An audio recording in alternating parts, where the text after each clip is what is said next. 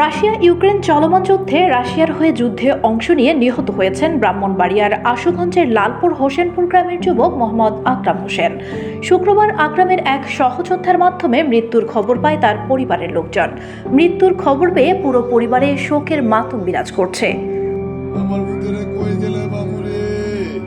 পরিবারের চাকা খুঁড়ত যার কাঁধে ভর করে সেই বড় ছেলের মৃত্যুর খবরে পাগল প্রায় বাবা মা।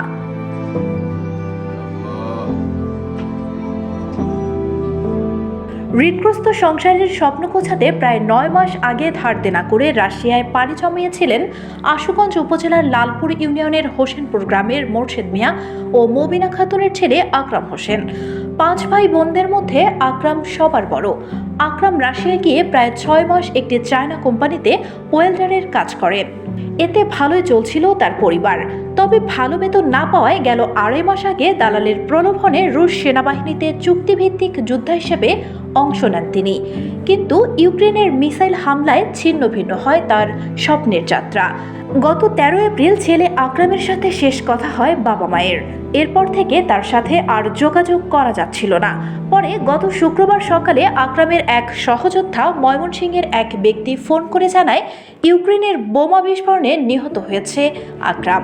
শুধু আকরামই নয়, তার পুরো ইউনিটই বোমা বিস্ফোরণে ছিন্ন ভিন্ন হয়ে যায়।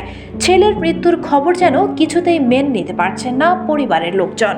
আমার ছেলের যুদ্ধ নিয়ে লাগাইছে, আমি আমার ছেলের লাশটা আমরা দেখতাম চাই। এবং আরো যে ছেলেগুলো আছে এই দেশের মধ্যে, আমরা বাঙালি, এই ছেলেগুলা যেমন বাংলাদেশ জীবিত আসে এবং আর কোনো মার বুক যেমন খালি না কইছে। আমি ফোন ধরছি, এক লোক কইতাছে চাচি আপনি আকরামের কে হই? আমি কই আমি তো আকরামের আম্মা। চাচি আপনার কাছে কথাটা বলি কেমনে? আকরাম তো নাই। আমি কই কি আকরামের কি হয়েছে? আকরাম তো মারা গেছে।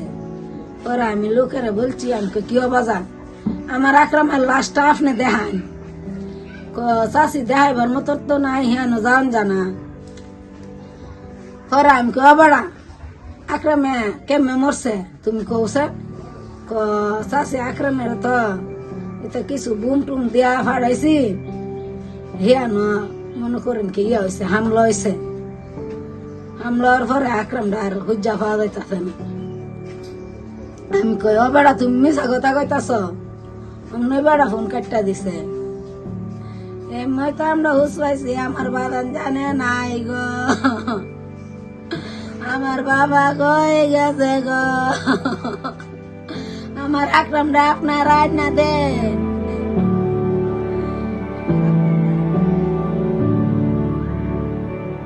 এদিকে তার মৃত্যুর খবর ছড়িয়ে পড়লে গ্রাম জুড়ে শোকের ছায়া নেমে আসে।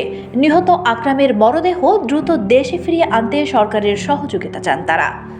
তো আমরা এটুকুই আবেদন করি সরকারের কাছে, তার লাশটা বর্তমান যাতে আমাদের বাংলাদেশে আসে আর এবং তার পরিবারটা যাতে দেখার জন্য সরকারকে এটুকুই আবেদন করি আমি। ওর বাবা অনেক টাকা ঋণী ফিনের মধ্যে আছে। ইন্টারিং গভর্নমেন্টের কাছে আমাদের আকুল আবেদন যেন আমাদের এই লাশটা প্রবাসী কল্যাণ মন্ত্রণালয়ের মধ্যে যোগাযোগ করে ওই দেশের এই হাই কমিশনের সাথে যোগাযোগ করে আমাদের ভাতিজাকে আমাদের কাছে ফিরিয়ে দিক। তার লাশটা অন্তত আমরা দেখার প্রত্যাশা রাখি। বাইরে তো আর দিহিও না, ভাইও না, ভাইয়ের সাথে কত বলি না। জন হয়ে গেছি না, আমার বাইরের কথা জিগেছি, মানে আমি আমার তার কয়েকে জিগাইতো না, আমি কিছু কার কি আমার মতে এই পরিবারের দাবি, তার সাথেও আমি একমত পোষণ করি।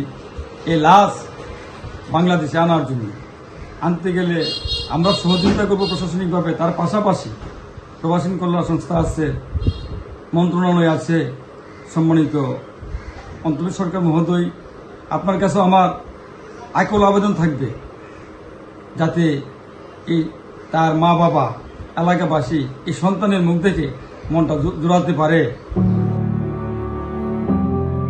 আশুগঞ্জ উপজেলা নির্বাহী কর্মকর্তা রাফি মোহাম্মদ ছড়া বলেন, যুবকের মৃত্যুর বিষয়টি অবগত হয়েছি।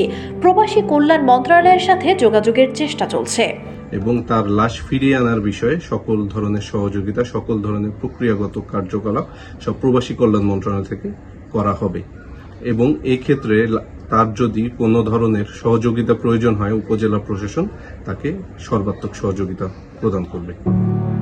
আকরামের মতো রাশিয়ার হয়ে যুদ্ধে অংশ নেয়া যুবকদের দ্রুত দেশে ফিরিয়ে আনতে সরকার উদ্যোগ গ্রহণ করবে, এমনটি প্রত্যাশা সবার।